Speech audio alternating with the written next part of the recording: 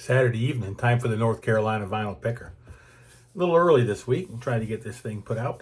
And tonight we're going to go ahead. It's mid-year, people. It's mid-year, so it's time for my top 10 albums of the year. And also I'm going to show you some new stuff that I got in. And it was a crazy week. It was crazy. I got a lot to show. So strap in. It's going to be a big show. And let's get right to it. So we got the records for this past 6 months. Been really good. I've had some really good records, and I'm going to show you which ones are my the top 10 here. The starting with the 20th of January, Riverside came out with Identity. These guys are a band from Poland, and they're a progressive rock band. And if you've never heard them, then you should listen to them. If you like Steven Wilson, you like prog, like Marillion, then I think you'd really listen to Riverside. They came in at the 20th of January. On the 3rd of March, this was released, and I scooped it right on up. It's Genesis, and it's the BBC broadcast. Yeah, you can see on the back here all the goodies that are in here.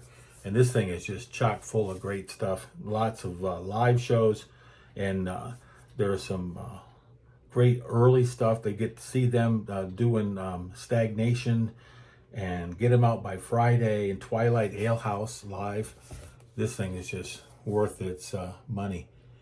But so pick this one up if you can. It came out the 3rd of March this year. The 17th of March, we got RPWL, Crime Scene. This is a German band, and they started off as a cover band for Pink Floyd. And they're really good. I really enjoy these guys. These guys are just awesome. If you get a chance, check these people out, the RPWL. Coming in the 24th of March, Pink Floyd, Wembley, 1974. And Pink Floyd released this year in March, live in Wembley, and just fabulous. It's easily picked up. You can probably find this in Walmart, but this sounds really good. And I heard them do the entire Dark Side of the Moon when I saw the Pulse tour, but this is quite a bit earlier.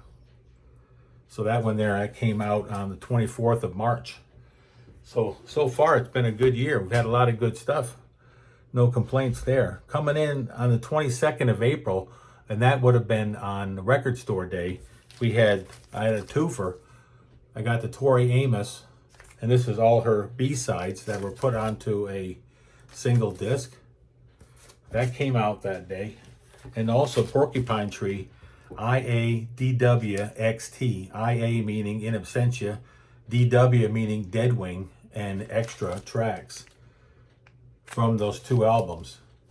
And this was released on the same day, on the 22nd of April. And then there's also a third one. I forgot about the third one. Yes, live in Knoxville. This is live in Knoxville. And this came out on the 22nd of April. If you can pick this thing up, it's really, really good. And they came out with all these on CD years ago.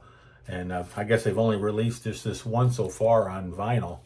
But you can get the whole series of like 12 or 15 shows of the Close to the Edge tour. That came out on the 22nd of April. And then we had the 16th of June. And then we had, this came out, Steven Wilson remix of Gentle Giant. And this is the album Interview. This is their last good album. And they made 3 albums after this that were subpar. We're getting towards the end of the 70s, going into the 80s. And yeah. Gentle Giant really only lasted like 10 years. They were 10 and done. And they had a lot of output, but their last 3 albums are a little bit spectacle. Coming in on the 16th of June also was this album here. Pat Metheny's new album. It's called Dreambox. It's really mellow, and if you want something to put you to sleep, or this album's really mellow. I love Pat Metheny, but this one here it's real mellow. Just saying. It's real mellow. Coming in at number 10. Now, these are two releases I don't have because they haven't been released yet, but they're going to be in my top 10, so I'm going to give them to you right now. On September the 15th, Steve Hackett's releasing Foxtrot at 50. It was his last tour. And then on September the 29th is Steven Wilson's new album. It's called Harmony Codex. And I'm looking forward to that, of course, because being that Steven Wilson, Porcupine Tree, and it's all Steven Wilson's music, you know, whether it's Blackfield or Opeth or all them bands he contributed to, Storm Corrosion, that's all Steven Wilson music. Not all of Opeth, of course, but the ones he remixed and remasters and whatnot. So there you go. That's my top 10 so far. What's your top 10? Put it down below in the comment section below. Let me know what you think. So I got some stuff from eBay this week. I'll show you that first. This was an album of Marillion I did not have. I listened to it a ton in my truck. And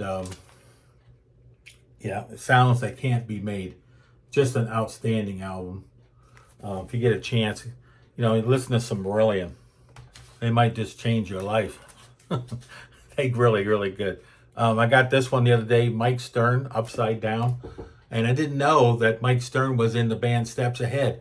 I've been listening to Steps Ahead for like 20-some years, and I had listened to some Mike Stern, but not a lot. I never put the two together. I never knew that Mike Stern was the guitar player at one time for Steps Ahead. And I talked to my buddy John. He said, yeah. When I saw him live in New York, he was playing with him. And then I got this one here, Weather Report, Sing the Body Electric. This album is really good. One side is live, and one side is studio tracks. So this was no-brainer. I think I've completed my Weather Report now. I don't think I have any more I need to get. Paul Brett, Earthburn. This is a really good album. Paul Brett is another guitar player, and he's also has another album that I have over here behind me. I really like him. He's pretty mellow as well. So if you like some mellow, ambient, new age, real light jazz, then you probably like Paul Brett. Symphonic Pictures, SFF. Got this one in the mail. I talked to my buddy John up north. He said it's definitely something that I think he said he used to have it, and he said it's really good. So I listened to a few tracks online, and then I had the cash in my PayPal, so off it went, and I got me a really good copy. And this is on Brain label, and these guys are really good. I remember having this album back in the day. If I didn't have it, somebody else had it, and I had a copy of it or something to that effect. This Weather Report, and this is another one of their later albums. This pretty much complete, between that and the Body Electric, completes my Weather Reports. Went to an antique mall up in Banner Elk, North Carolina. Here's the ticket. These guys are really good. Those Were the Days Antique is what the place is called. Oh, I had it right here on my paper. And I found a copy of Invisible Touch. The last Genesis album I really have to have. The only one I was missing, actually. But I remember listening to this quite a bit back in the day. It was the 80s, and everybody was listening to 80s music. And some people were listening to stuff from the 70s, pretty much like me. And then I went into the back where they have the 45s and found this Sting 45. Pretty cool. Didn't have this one. And a Don Henley 45 of Building the Perfect Beast. This is the Boys of Summer. And yeah, and then I saw these there, I don't know, 6 months, a year ago. And there was a box of cards in the front. And I saw them, and he had $5 a piece on these. I said, oh man. I said, will you take anything less for them? He said, no. I said, I ain't going to take anything. Put them back in the box. I said, oh, okay. So I put them back in the box, but when I put them back in the box, I put them all the way to the back. So I went back there today. No, it wasn't today. A few days ago. Went back there a few days ago. And guess what they still had? And they had them down for $3 a piece. And I said, you take anything less? And she said, no, I won't. Put them back in the box. It was his wife. So I said, no, today I'm going to buy them. What do you think about that? So I got these cards. They're pretty cool. It's Marillion, and $3 a piece. I don't plan on selling them anyway. So, and then I went to Appalachian Antique Mall up in Boone, North Carolina, and I found a couple of gems there, and they're a part of the Maiden Wax. It's 5 stores. One of them's in. See if I can get all these in. One of them's in Old Fort. One of them is in Boone. One of them's in Conover. One's in Taylorsville, and there's one more. What am I going to do? Miss the last one? Apparently, I am. So there's 5 altogether. So Rick Wakeman and 6 Wives of Henry VIII in a quadraphonic. Holy moly! I think he had $7 on this. It's really nice shape, and I'm sure it's going to sound good. I think it's Patrick, the vinyl archivist. He says that the quadraphonic, they sound really good. So that's going in. I'll probably take my other Rick Wakeman out. It's coming out, buddy. That one's going in the store. Oh, and by the way, I do have a store. It's in Discogs, and it's Big Chief Vinyl 57. You go in there, you'll find all kinds of deals. I have CDs, DVDs, 45s, LPs. I have everything in there, and the lowest prices possible in Discogs. I go in, if there's 25 of them, if there's 50 of them, I go and I check the very good, or whether it's very VG plus or VG, and then I went ahead and grade it.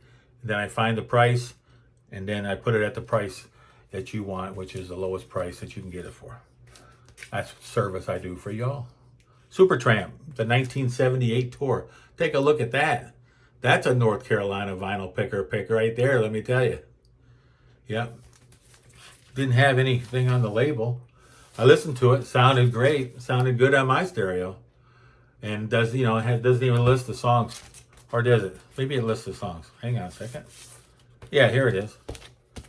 It lists the songs right there. And there's the back cover.